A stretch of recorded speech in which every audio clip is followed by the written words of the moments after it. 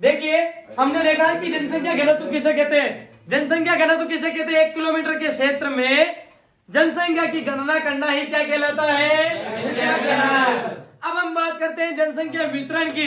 जनसंख्या वितरण किसे कहते हैं? 1 किलोमीटर के क्षेत्र में जनसंख्या के साथ साथ शिक्षा, कृषि, चिकित्सा और व्यवसाय, इन सभी का आकलन करना भी क्या कहलाता है? जनसंख्या वितरण। जनसंख्या वितरण को प्रभावित करने वाले कितने कारक हैं? पहला कारक कौन सा है? दूसरा कारक कौन सा है? और तीसरा कारक सामाजिक। अब हम बात करते हैं भौतिक कारक की। तो भौतिक कारक कौन से कारक होते हैं जिसके अंतर्गत प्रकृति से संबंधित बातें होती है? और कौन सी होती है वो देखिए। सबसे पहले प्रकृति में क्या होता है? जल।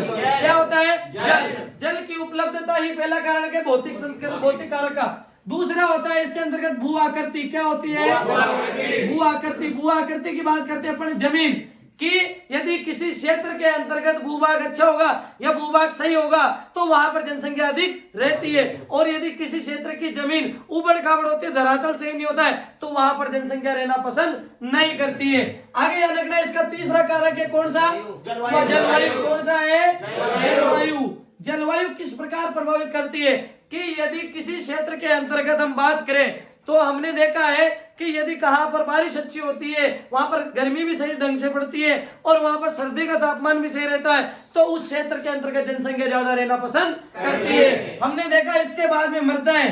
क्या है? मृदाएं। अगला इसका भाग है भौतिक का मृदाएं। तो ध्यान रखना, मृदाएं जहां पर मिट्टी उपजाऊ होगी, जहां पर मिट्टी उपजाऊ होगी वहां पर कृषि भी अच्छी होगी। इसलिए जहां पर कृषि अच्छी होगी वहां पर लोग रहना भी ज्यादा पसंद करेंगे। इसलिए जनसंख्या को वितरण को प्रभावित करने वाले भौतिक कारक कितने हैं? 4। कितने कारक है? 4। पहला कौन सा है? दूसरा तीसरा जलवायु, तीसरा मृदाएं। जलवायु किस प्रकार प्रभावित करेगी कि जहां पर सर्दी, गर्मी और बारिश सही समय पे होती है और सही समय पे होती है तो वह उस क्षेत्र के अंतर्गत जनसंख्या का वितरण भी अच्छा होगा। अब हम बात करते हैं आर्थिक कारक। कौन सा कारक? आर्थिक कारक। आर्थिक कारक कितने प्रकार का होता है? 3 प्रकार का। आर्थिक कारक में क्या क्या आता है? सबसे पहले खनिज। क्या आता है? खनिज। खनिज किस प्रकार प्रभावित करेगा? यदि किसी क्षेत्र के अंतर्गत खनिज निकलता है तो उसके खनन के लिए भी व्यक्ति चाहिए। अरे चाहिए नहीं चाहिए? खनन यानी खोदना।